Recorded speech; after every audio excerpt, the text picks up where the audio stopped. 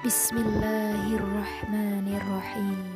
Sebelum memulai pembelajaran, jangan lupa kalian siapkan buku dan alat tulis ya. Hari ini kita akan belajar pelajaran 5 subtematika KD 3.14 tentang memahami kisah keteladanan Nabi Ilyas alaihissalam. Adapun tujuan pembelajarannya yaitu 1. Peserta didik dapat menyebutkan kisah keteladanan Nabi Ilyas alaihissalam. 2. Peserta didik dapat menceritakan kisah keteladanan Nabi Ilyas alaihissalam. Nabi Ilyas alaihissalam adalah nabi yang ke-19 dari ke-25 nabi yang wajib kita ketahui. Apakah kalian masih hafal nama 25 nabi dan rasul? Yuk, untuk mengingat kembali, mari kita nyanyikan secara bersama-sama.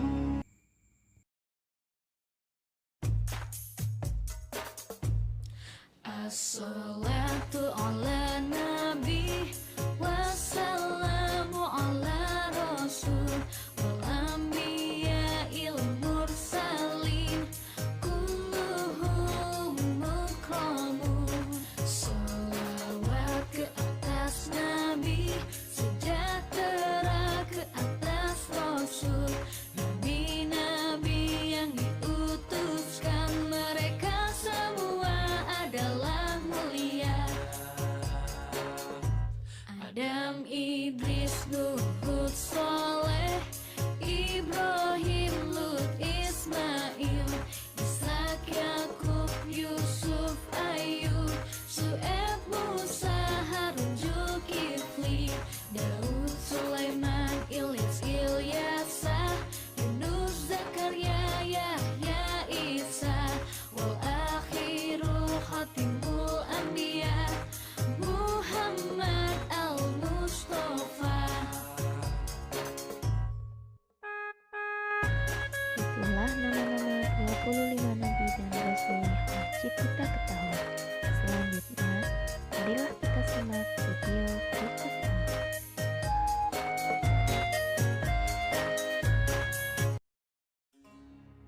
Nabi Ilyas alaihissalam adalah keturunan keempat dari Nabi Harun alaihissalam, yaitu putra dari Ibnu Yasin bin Fanhas.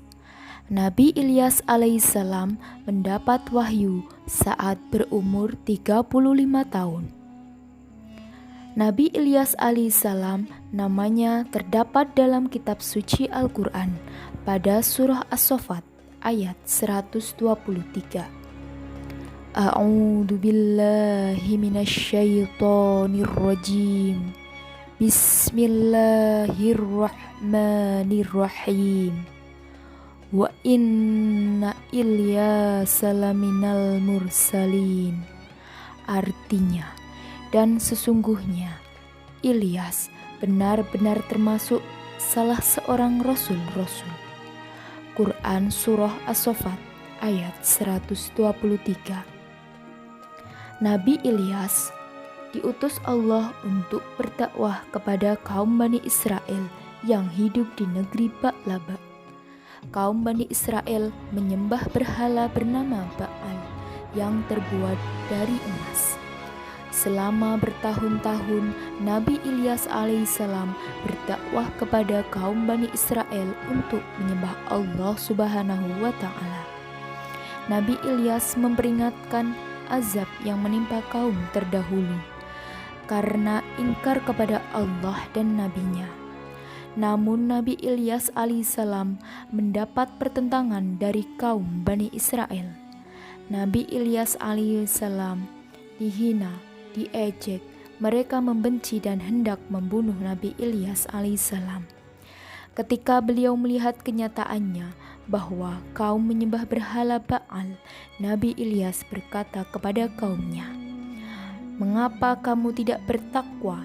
Patutkah kamu menyembah Ba'al? Dan kamu tinggalkan sebaik-baik pencipta, yaitu Allah Tuhanmu dan Tuhan bapak-bapakmu terdahulu." Quran surah As-Saffat ayat 124 sampai 126. Mendengar perkataan Nabi Ilyas, kaum Bani Israel pun marah dan berkata, "Hai Ilyas, berani sekali kamu menyuruh kami untuk meninggalkan Tuhan-Tuhan kami. Sesungguhnya kami melakukan hal itu karena bapak-bapak kami juga telah melakukan hal yang sama." Kaum Bani Israel sementara itu bersekongkol untuk menyingkirkan Nabi Ilyas. Mereka mengejar-ngejar dan mengusir Nabi Ilyas. Nabi Ilyas pun terpaksa berpindah-pindah tempat untuk menghindari dari kejahatan kaum Bani Israel. Dalam pelariannya tersebut, Nabi Ilyas sampai di sebuah rumah yang dihuni oleh orang yang baik hatinya. Mereka menerima Nabi Ilyas tanpa pamrih. Saat itu, salah satu anggota di rumah itu sedang menderita sakit.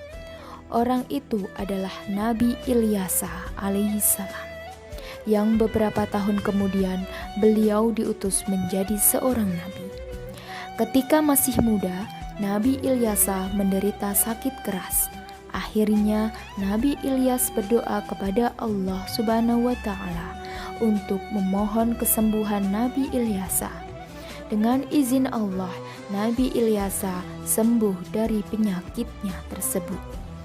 Sikap yang dilakukan Nabi Ilyas dalam menyembuhkan Nabi Ilyasa membuatnya tertarik untuk mengikuti ajaran Nabi Ilyas alaihissalam.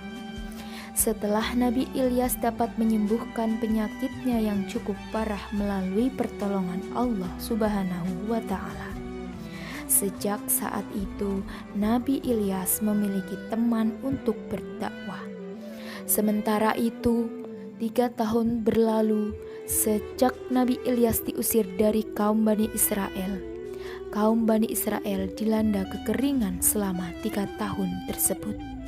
Mereka sangat menderita karena kelaparan dan kematian pun menjadi pemandangan sehari-hari. Mereka mengalami kekurangan air dan hidup tersiksa. Di samping itu, banyak tanaman dan hewan ternak yang akhirnya mati. Kekeringan terus berlanjut dan tidak ada tanda-tanda kapan akan segera berakhir. Akhirnya, beberapa masyarakat berkumpul dan membicarakan masalah kekeringan di kota mereka. Salah seorang dari kaum Bani Israel berkata, "Kita telah diingatkan oleh Nabi Ilyas sebelumnya, akan tetapi kita tidak memperdulikannya, bahkan kita mengusirnya. Sekarang apa yang diucapkannya terjadi kepada kita. Lalu, apa usulmu agar terhindar dari azab ini?" Jawab salah satu dari kaum Bani Israel, "Kita harus menemukan Ilyas dan bertaubat kepada Allah. Lalu kita meminta Ilyas agar memintakan kepada Allah untuk menghentikan azab ini." Kaum Bani Israel seketika itu mereka berbondong-bondong bertekad mencari Nabi Ilyas alaihissalam. Mereka berharap Nabi Ilyas dapat membantu mereka dari penderitaan yang berlangsung lama tersebut. Setelah mencari dalam waktu yang lama, akhirnya kaum Bani Israel menemukan Nabi Ilyas yang telah ditemani oleh Nabi Ilyasa alaihissalam.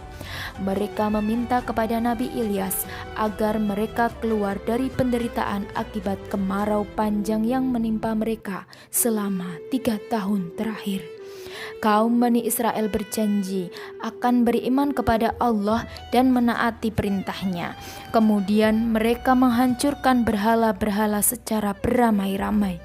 Kaum Bani Israel pun beriman kepada Allah Subhanahu wa Ta'ala.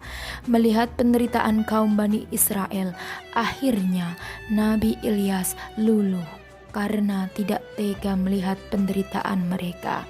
Nabi Ilyas kemudian berdoa kepada Allah Subhanahu wa Ta'ala agar kaum Bani Israel diberikan rahmatnya. Dengan diturunkannya hujan, tidak lama kemudian hujan mulai turun dan membasahi kota Ba'laba. Tanaman mulai tumbuh, hewan dan manusia mulai bisa menggunakan air untuk kebutuhan mereka. Kaum Bani Israel pun kembali hidup makmur dan sejahtera.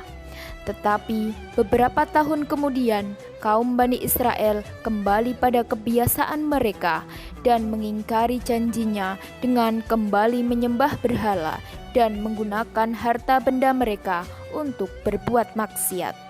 Akhirnya, Nabi Ilyas alaihissalam kembali berdoa kepada Allah Subhanahu wa Ta'ala agar kaum Bani Israel mendapat azabnya. Tidak lama kemudian mereka tertimpa azab dari Allah Subhanahu wa Ta'ala.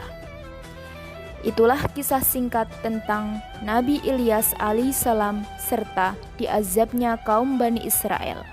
Semoga kita bisa mengambil hikmah dari kisah ini. Nah, itulah kisah keteladanan Nabi Ilyas alaihissalam.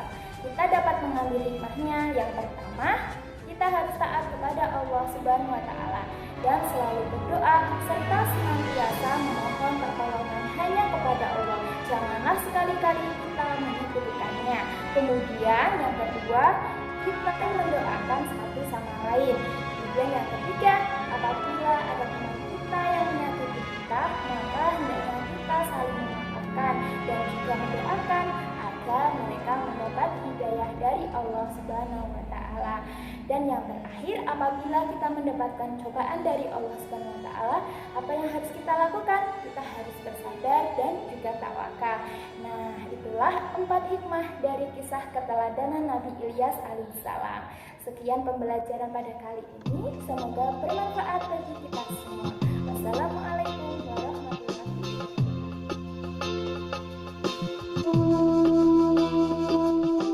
Silakan kalian buka link Google Form di grup kelas kalian masing-masing. Di sana terdapat 5 soal. Selamat mengerjakan.